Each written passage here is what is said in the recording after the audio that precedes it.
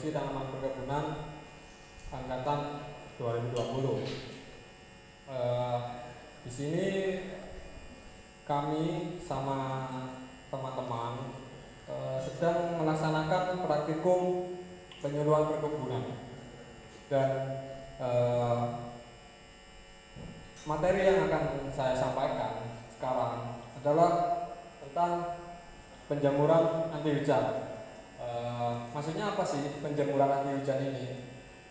Penjemuran anti hujan ini ditujukan untuk tanaman tembakau. Jadi kita ambilnya nanti untuk budidaya tanaman tembakau. Mungkin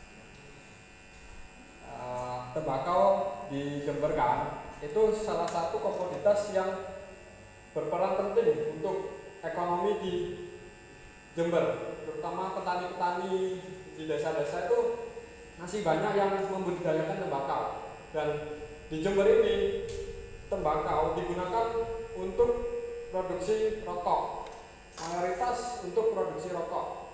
Dan tembakau yang digunakan itu antara lain tembakau krosok dan rajangan. Jadi bedanya tembakau krosok dan rajangan itu adalah dari pengolahannya. Jadi kalau krosok ini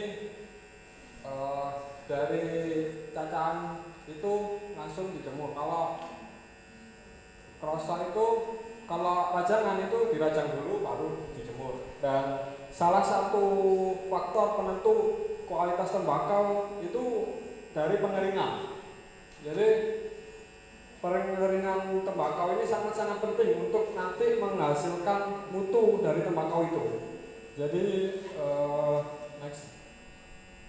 Dan biasanya ya kualitas dari tembakau di Kabupaten Jember ini masih belum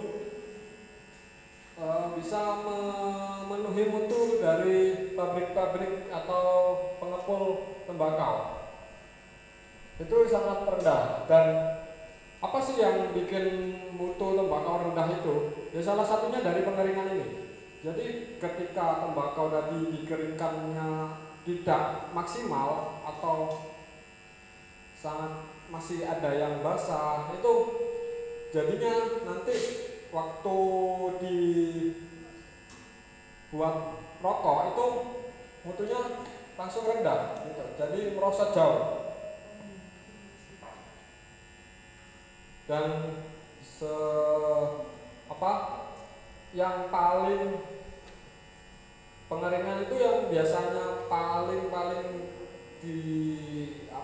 direkomendasikan dari pabrik rokok itu biasanya dari sun drying, jadi dari sinar matahari. Pengeringannya itu dari matahari. Jadi ada sih ya pengeringan, macam-macam pengeringan juga ada banyak.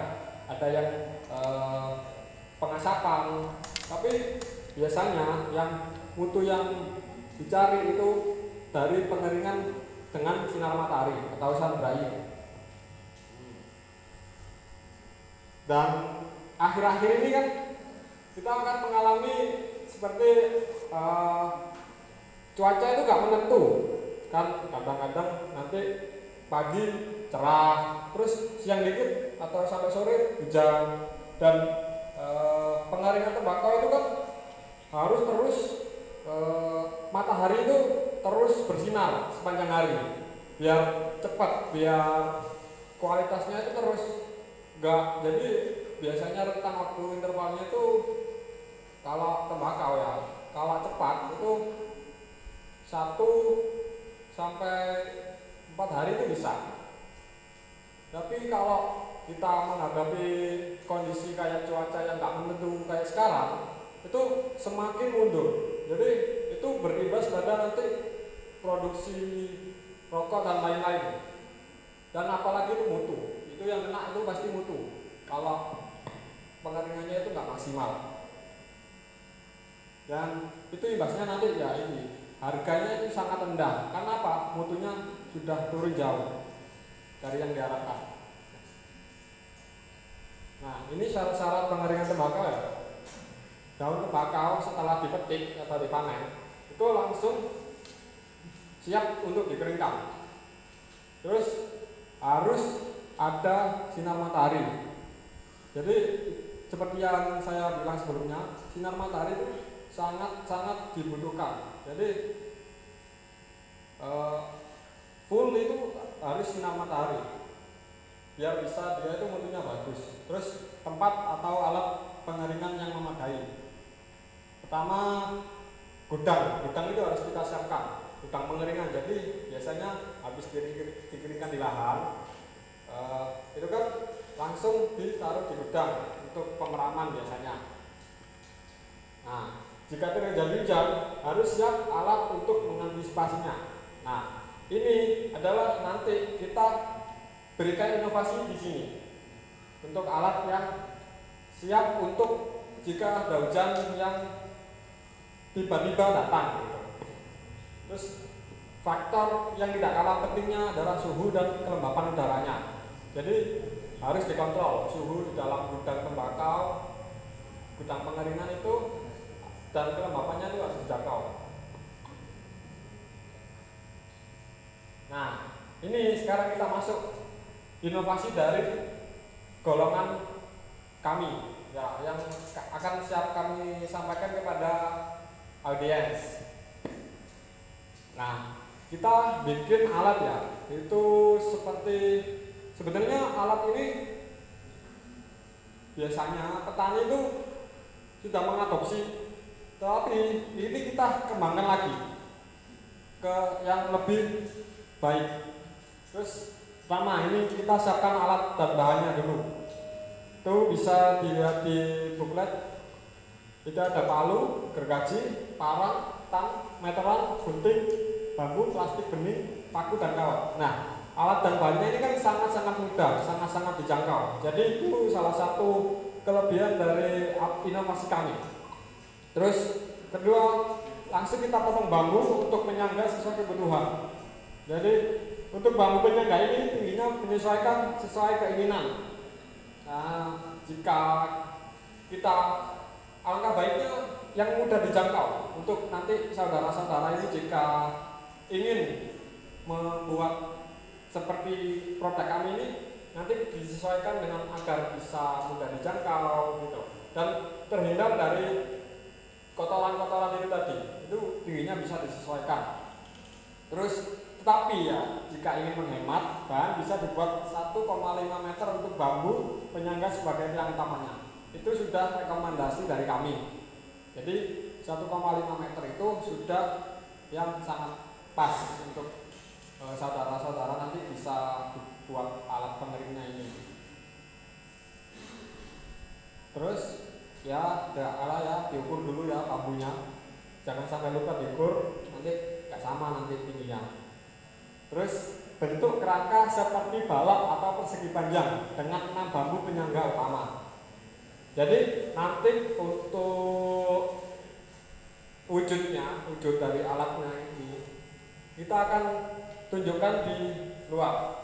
Jadi ini mungkin tata caranya. Nanti kalau mau tahu detailnya itu nanti ada di luar. Jadi pertama 2 bambu di sebelah kanan, 2 bambu di tengah, dan 2 bambu di sebelah kiri.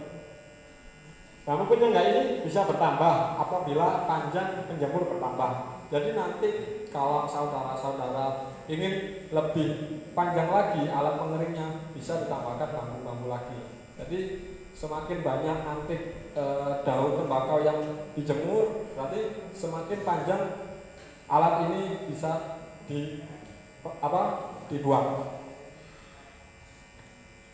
Sambungkan bambu penyangga menggunakan bambu di atasnya hingga membentuk persegi panjang. Paku bambu tersebut untuk menyambungkan dan menguatkan kerangka. Agar lebih kuat, bisa juga di setiap sudut bambu ditambah dengan kawat. Terus next, buatlah atap penjemur. Nah ini salah satu yang paling penting. Kerangka sudah kita buang. Nah untuk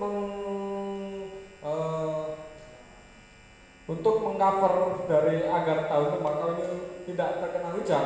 Nah, ini kita buat atapnya menggunakan bambu yang telah dibelah menjadi lebih kecil sampai bisa melengkung setengah lingkaran. Jadi kita kecilkan agar bambu itu lentur, bisa dilenturkan. Jadi buatlah bambu melengkung yang panjangnya bisa menyambung dari bambu penyangga sebelah kiri ke sebelah kanan. Nah, setelah bambu dilengkungkan sebagai atap, beri bambu di tengah bambu lengkung agar tetap lebih kuat, seperti tulangnya gitu. Biar di tengahnya itu ada tulangnya gitu, biar bambu yang sudah dilengkungkan tadi agar lebih kuat lagi. Terus ini adalah proses terakhirnya, potong plastik bening dengan ukuran yang sesuai dengan panjang dan lebar penjemur menggunakan gunting. Next. Di ujung plastik, beri bambu sebagai pemberat agar nanti bisa digulung. Dan pasang plastik bening hingga menutupi semua bagian penjemur, baik itu di atas, di bawah, atau di samping. Nah, plastik ini adalah proses terakhir untuk menghindarkan daun tembakau tadi dari hujan dan kotoran-kotoran. Jadi kenapa kita bikin di atas, bawah, dan samping? Yaitu kalau di bawah itu kita bisa menghindarkan dari kotoran-kotoran berupa tanah atau yang segala macamnya. Dan kalau dari atas jelas itu untuk menghindarkan dari hujan. Nah, berikut ini dokumentasi saat kelompok kami membuat alat itu. Jadi pertama ini seperti ini, memotong bambunya, disesuaikan ukurannya, diukur dulu. Terus ini kemudian menggabungkan bambu-bambu tadi, bikin kaki-kakinya dengan kawat. Nah, setelah bisa berdiri seperti ini dengan kokoh, itu, nah ini yang maksudnya tadi bambu yang harus dilengkungkan. Jadi bambunya dibikin tipis ini, seperti tipis agar bisa dilengkungkan, terus dikasih tulang ini biar lebih kokoh lagi. Jadi kalau kena tekanan dari atas itu dia kuat. Mungkin itu saja ya. Memang ini alat-alatnya sangat simpel, tapi apa manfaatnya itu sangat-sangat besar untuk nanti petani-petani tembakau ini membudidayakannya, untuk pengolahannya itu sangat. Ini alatnya sangat simpel, buatnya itu sangat simpel banget. Apalagi dikerjakan bareng antar petani-petani itu bisa makin cepat dan bisa mengatasi permasalahan. Nah, kayak gini kan, tiba-tiba hujan sore itu sangat-sangat merugikan untuk petani tembakau. Itu bisa menurunkan mutu dari daunnya. Mungkin yang belum tahu soal tembakau, hujan itu sangat-sangat merugikan untuk daun tembakau. Ya mungkin videonya bisa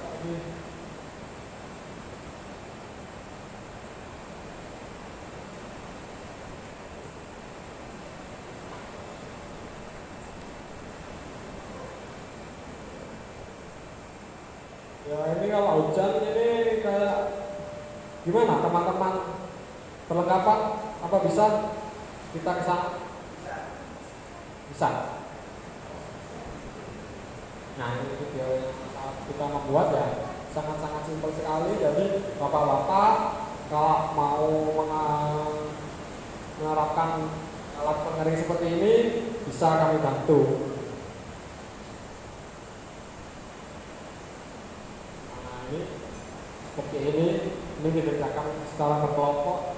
Jadi buatnya nggak sampai 1 hari sudah jadi. Beberapa jam kalau bareng-bareng buatnya itu bisa cepat. Jadi nggak membutuhkan waktu yang sangat lama.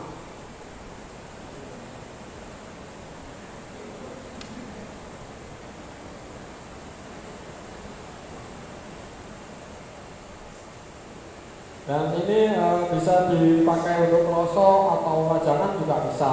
Kalau pakai buat krosok kan digantung-gantung gitu, itu bisa ditambahkan tali atau kawat gitu di tengahnya. Kalau rajangan itu di apa kayak alasnya itu bisa juga dimasukkan ke sana.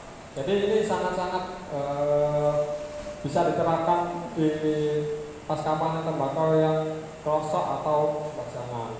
Jadi jangan khawatir nanti. Nah ini kan kalau ini kan yang belum tahu tembakau ini kan tembakau kerosok ya. Kalau yang tahu soal tembakau, nah ini tembakau rajangan. Jadi dua-duanya ini bisa dikeringkan dengan alat ini tadi. Jadi kita sudah nggak khawatir hujan lagi. Kita sudah tenang, bisa leye-leye Bapak sambil ngopi-ngopi, sambil menikmati hujan di kala senja itu bisa. Oke, itu saja yang dapat saya sampaikan.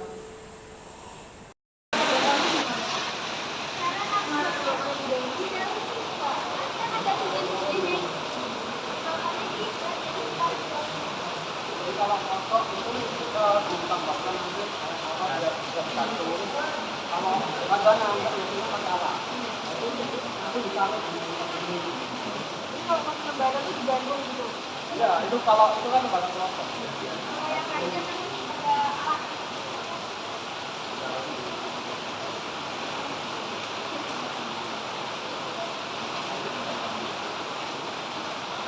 Mungkin dari badan mas yang lain ada yang mau ditanyakan ke bawah. Karena itu masih jarang dilaksanakan di daerah juga. Jadi mungkin nanti bisa jadi salah satu produk yang bisa diterapkan di sini.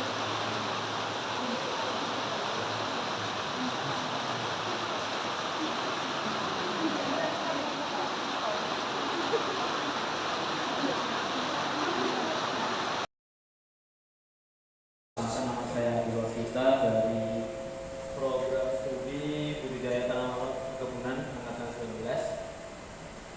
Izin menanyakan tadi terkait dengan alat peraga itu dengan ukuran sedemikian rupa, berapa estimasi biaya yang diperlukan? Itu aja. Terima kasih. Terima kasih kepada penanya. Jadi berapa biaya? Jadi yang ditanyakan itu berapa biaya kira-kira yang dihabiskan untuk inovasi tersebut. Untuk pertanyaan yang kedua, saya tujukan kembali lagi kepada audiens. Apakah ada yang ingin bertanya? Kepadanya waktu sudah tepat saya persilakan. Baik, terima kasih pertanyaan yang telah diberikan. Jadi untuk estimasi biaya dalam satu alat tadi sekitar kita mengeluarkan biaya itu untuk beli bambunya itu per lonjongnya itu 9.000. Nah untuk plastiknya itu per meternya itu 75.000. Oh 15.000 untuk plastiknya itu per meter, bambunya itu 9.000 per lonjong. Jadi sekitar 75.000. Itu belum termasuk untuk yang kawat sama ini bendera. Ya. Untuk pengeluaran biaya bambu dan plastiknya itu 75.000 itu. Jadi kira-kira uang 150.000 itu udah bisa untuk membuat 2 alat. Jadi alat ini tuh kenapa kita membuat alat ini? Karena harganya itu sangat bersahabat dengan petani, apalagi petani tembakau gitu. Kita tahu sendiri bahwa pertanian tembakau itu kan yang mengeluarkan biaya yang cukup mahal ya. Jadi kalau kita membuat inovasi ini, kita juga meringankan beban petani tembakau itu. Mungkin ada timbal balik dari masnya. Baik, terima kasih. Oke, baik Mas.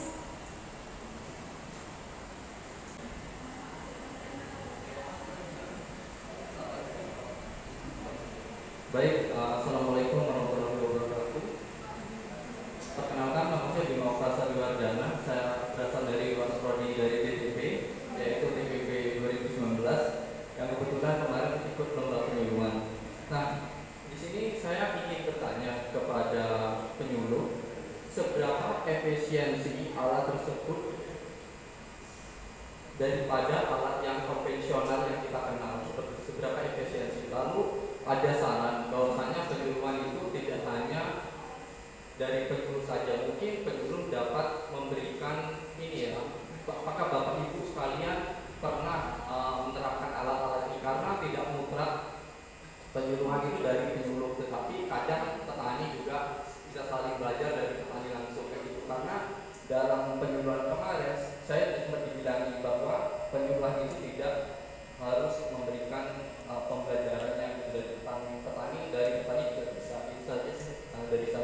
Dan mungkin ini ya Mas bisa lebih bagaimana audien itu terus dapat apa ya dikejar gitu. Misal kayak bapak ibu atau teman-teman sekalian itu juga bisa tuh nanti bisa mendapatkan peralihan gitu.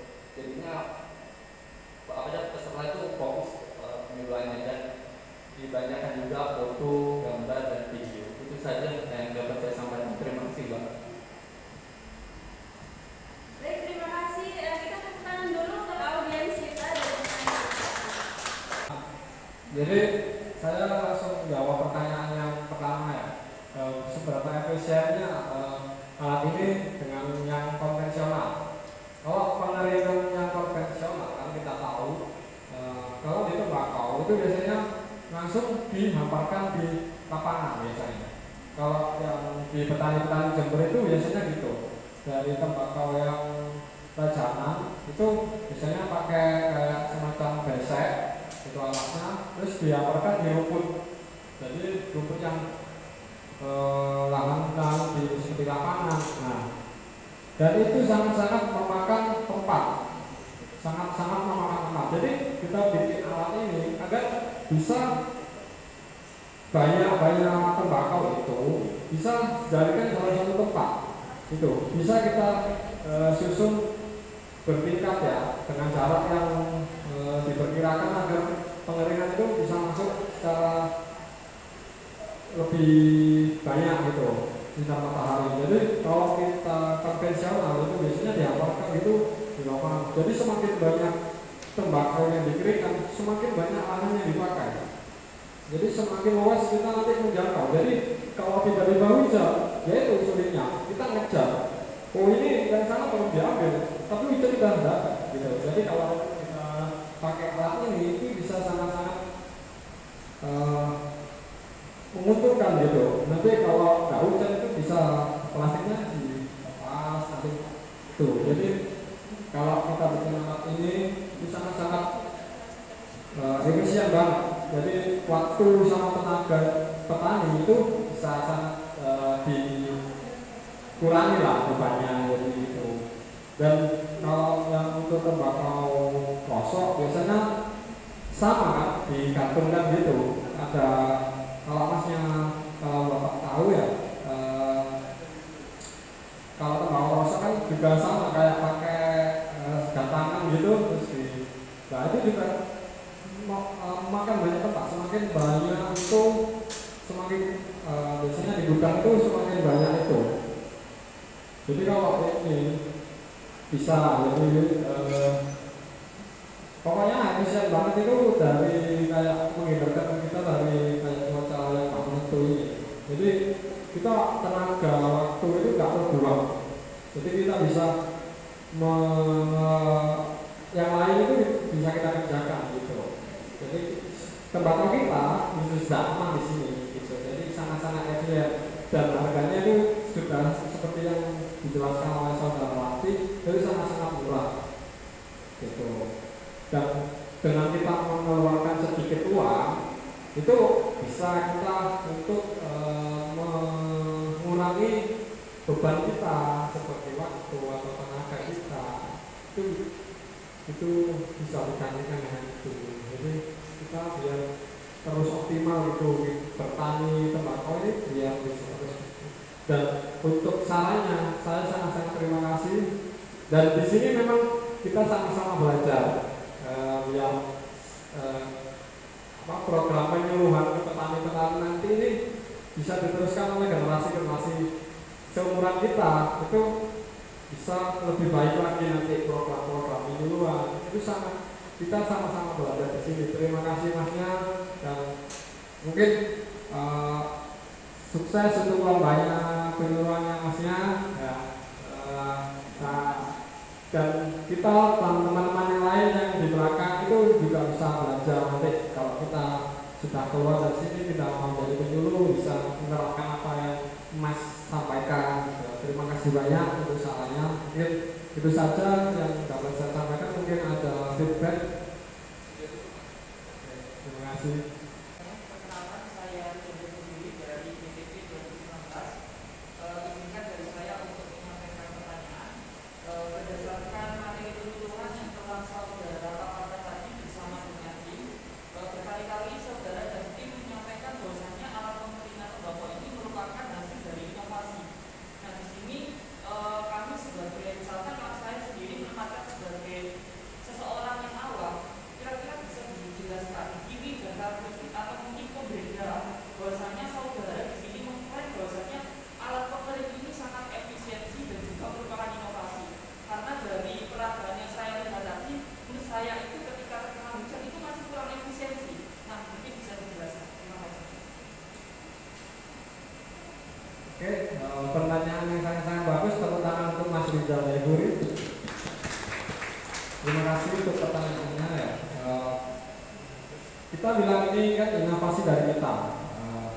Dan kenapa kita bilang ini inovasi? Karena di Kabupaten Jember itu sangat jarang petani tembakau, apalagi kita sudah pernah ikut program penyuluhan di desa di Pakusari, itu mereka benar-benar masih belum tahu alat seperti ini, semacam ini belum tahu. Dan itu di desa-desa yang lain juga gitu. Jadi kita sangat-sangat beruntung bisa bikin seperti ini. Jadi inovasi dari kita ini mungkin nanti akan kita terapkan di petani-petani yang seperti yang kita sudah ikut program penyuluhan di sana. Jadi kemarin itu mereka masih konvensional dan rata-rata di Jember itu gitu. Jadi mereka seperti yang sebelumnya saya sampaikan itu seperti itu, cara pengeringnya itu sangat konvensional, jadi cuma diantarkan gitu. Dan kenapa kita sebut ini inovasi? Ya karena kita ingin mereka petani tembakau itu benar-benar menerapkan yang baru gitu di Kabupaten Jember khususnya dengan sentra tembakau ya, terkenal dengan sentra tembakau Kabupaten Jember ini. Jadi mungkin ini sangat-sangat nanti bisa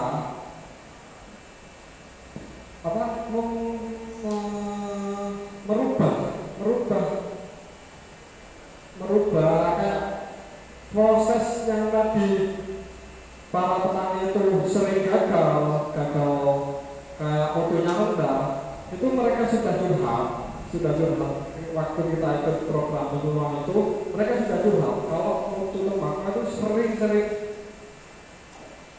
menurun gitu. Jadi kita berpikir dengan saya dan saudara ini gimana sih biar mutu tembakau dari petani-petani yang sudah capek menanam dari mulai bibit sampai panen itu mereka biar gak sia-sia gitu loh lama. Jadi kita berpikir, oh mungkin kita bikin alat sedemikian rupa dengan gambar, animasi, warna ya. Nggak apa-apa nanti kalau sudah jadi penyuluh di dinas pertanian ya, itu harus kreatif ya agar petani juga tertarik mau belajar ya. Kalau lihatnya seperti itu mungkin mahasiswa nggak apa-apa, tapi kalau petani alangkah baiknya buat yang semakin mungkin ya, warnanya mencolok ya, petani masing-masing bagus. Oke, luar biasa. Kemudian metode penyampaian materinya ada edukasi ya. Kemudian juga ada praktek juga tadi di audiens diajak untuk melihat pemain tembakau asli. Oke, sudah bagus. Jadi seperti yang sudah saya jelaskan di kuliah, kalau edukasi saja yang ditangkap oleh audiens hanya 20% saja. Jadi kalau kita memberikan materi disertai dengan praktek, itu ya kalau praktek itu insya Allah daya ingatnya audiens itu masih 60% ya, 60% itu jadi nanti kalau ketika jadi penyuluh jangan edukasi saja, kalau bisa dengan praktek. Oke. Mungkin penggunaan bahasa tadi dari penyuluh Mbak Ranti dan Mas Hadi. Oke, bahasanya sudah dipahami ya. Oke, tidak apa-apa. Sudah bagus. Kemudian apa evaluasinya? Evaluasi untuk mengetahui tingkat pemahaman audiens jadi diberi pre-test dan post-test.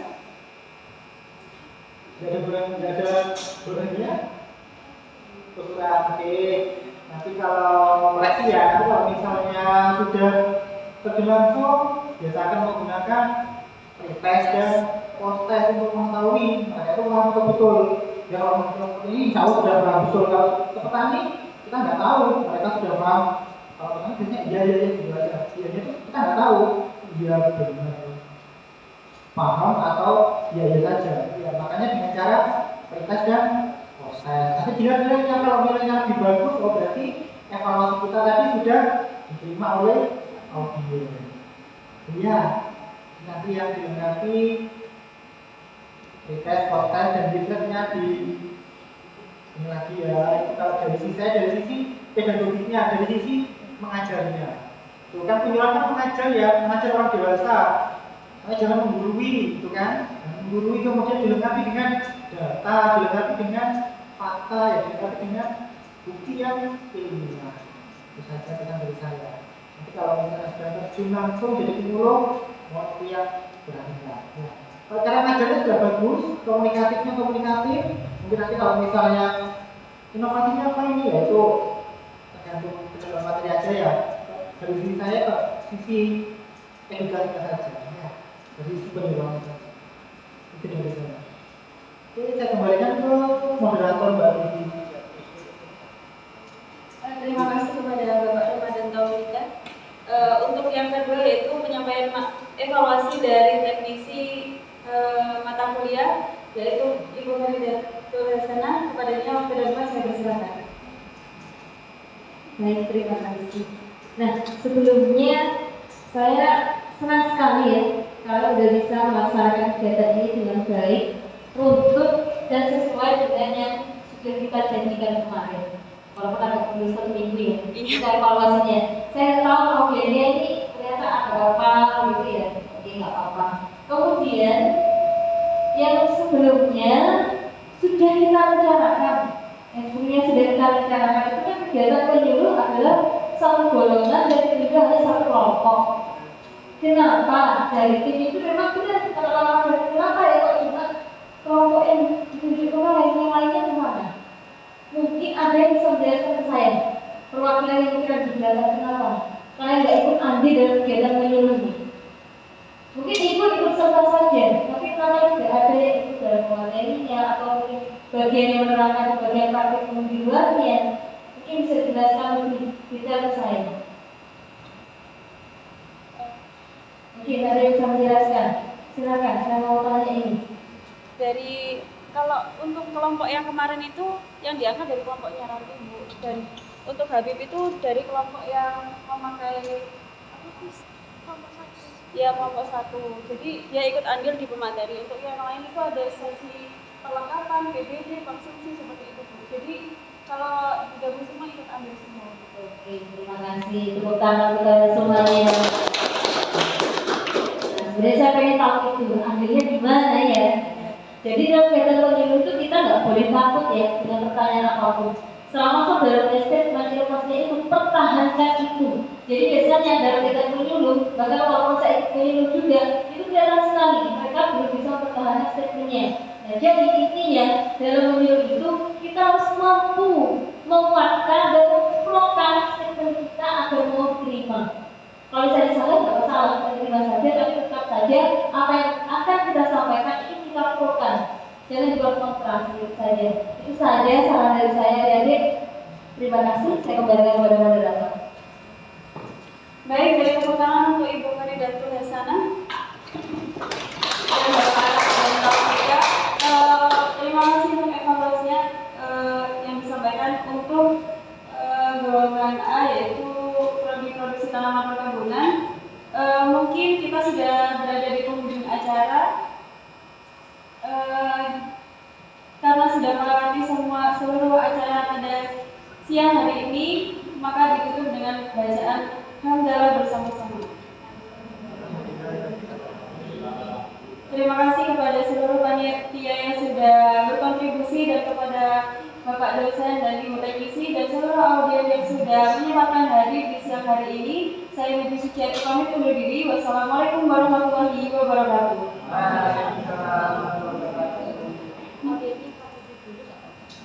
Untuk audiens bisa berdiri di belakang sana untuk menikmati kopi dari kita semua.